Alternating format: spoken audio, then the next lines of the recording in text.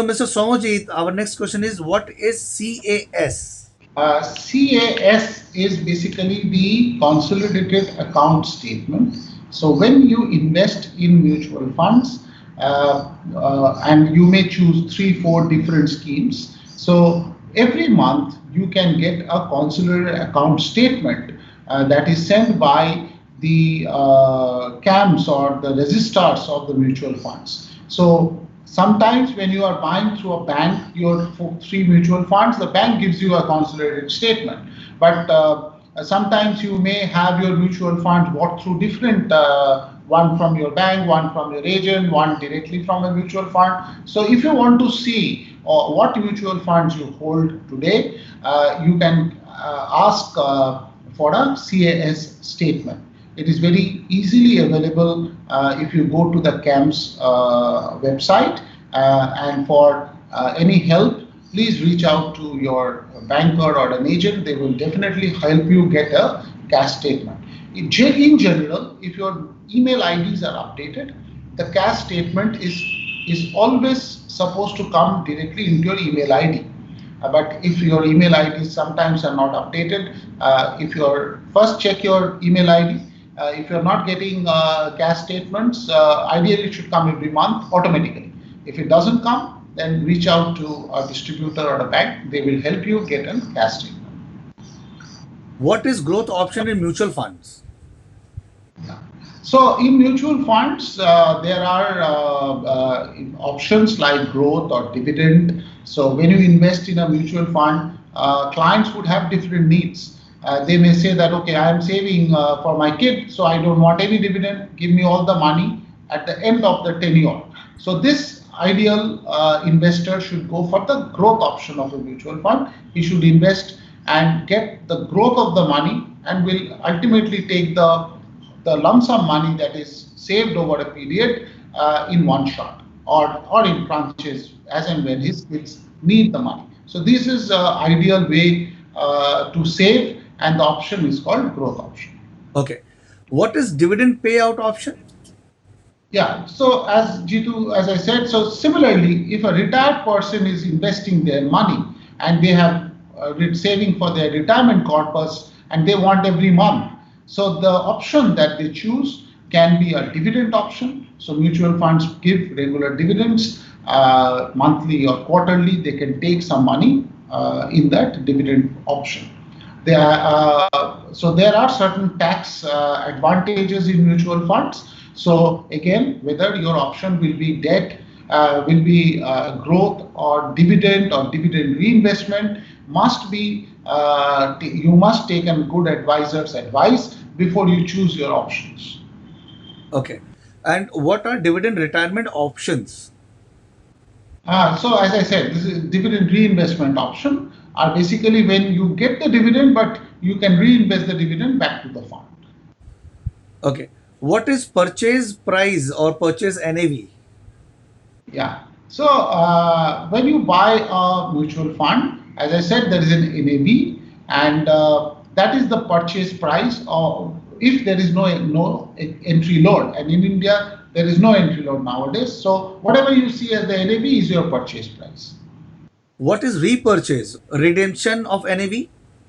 Yeah. So again, whenever you are invested in a mutual fund, and you want to take out your money, you can see what is my NAV, and if there is no exit load, your NAV becomes your repurchase price. But if there is a exit load, then you have to deduct that 1% exit load from the NAV to understand what should be your repurchase price.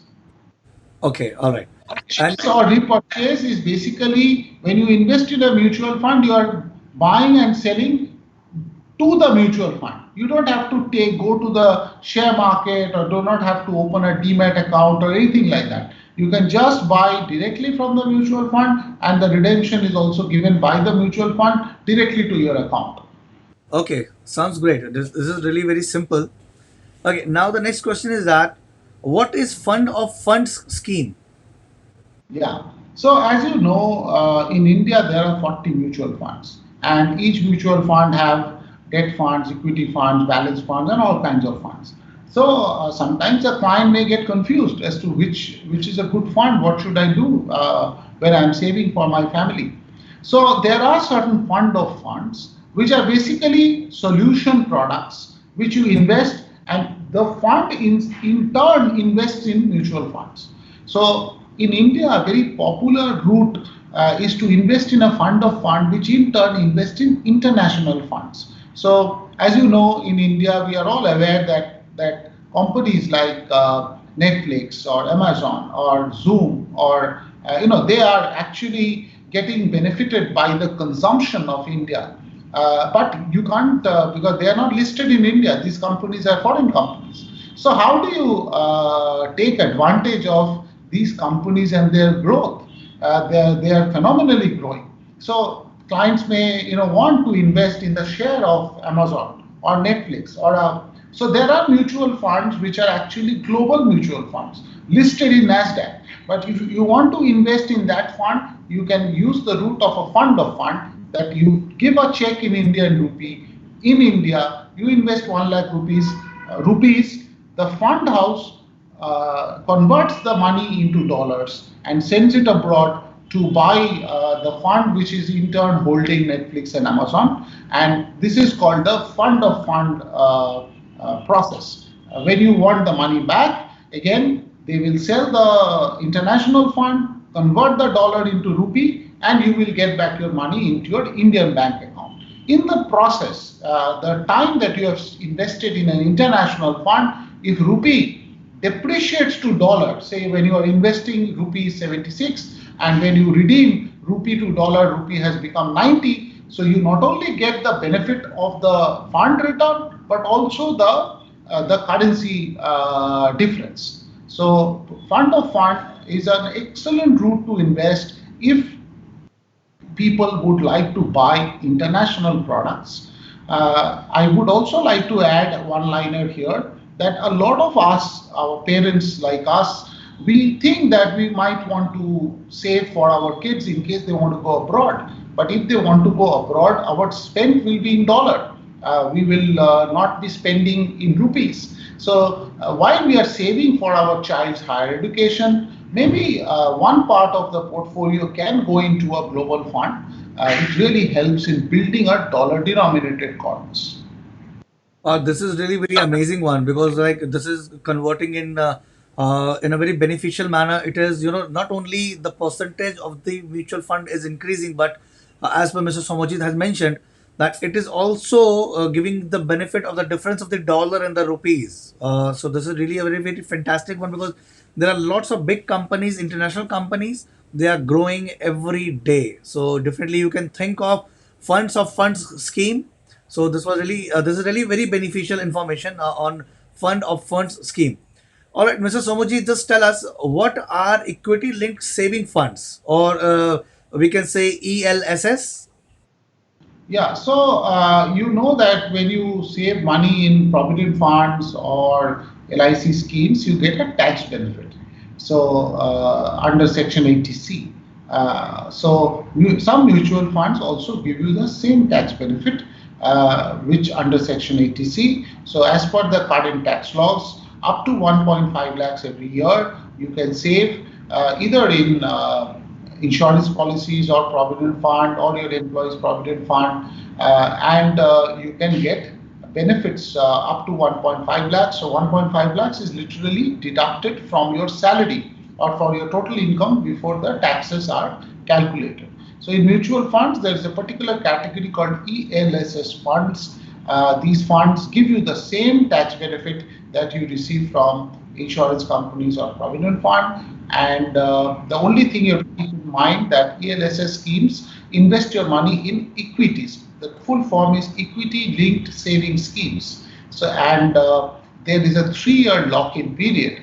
So if you are opting for a tax benefit by investing in ELSS schemes, you should keep two things in mind. A, when you are investing 100 rupees, you cannot take out the money before 3 years, and after 3 years, the value of the money will be dependent on the equity market. So if the equity markets go down, your 100 rupees can go down to 95 rupees, and if it does very well, it can also become 150 rupees. So it is not a non-equity scheme. So one needs to be careful.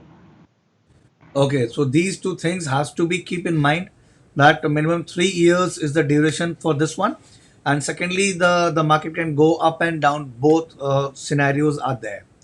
All right. So, just let me add here. So, basically, the government of India has given the Indians three, four options of saving money that they want to save in the 80C section. Now, one is life insurance policies. One is provident fund. These are sort of fixed income products. Here, your money cannot go down. But there is also an option of your money growing substantially higher than the others, because every year if a client invests 1.5 lakhs, he actually has to do that tax saving every year. So one can very smartly just choose a SIP of say 15,000 or 12,000 rupees a month, and then you are investing in equity. You are also getting your 80C benefit. You are also getting a free insurance cover, because I said some of the SIP equity mutual funds give you free insurance cover. So you can literally choose a basket of 4 or 5 benefits if you choose an ELSS fund to save your taxes. Okay, sounds great.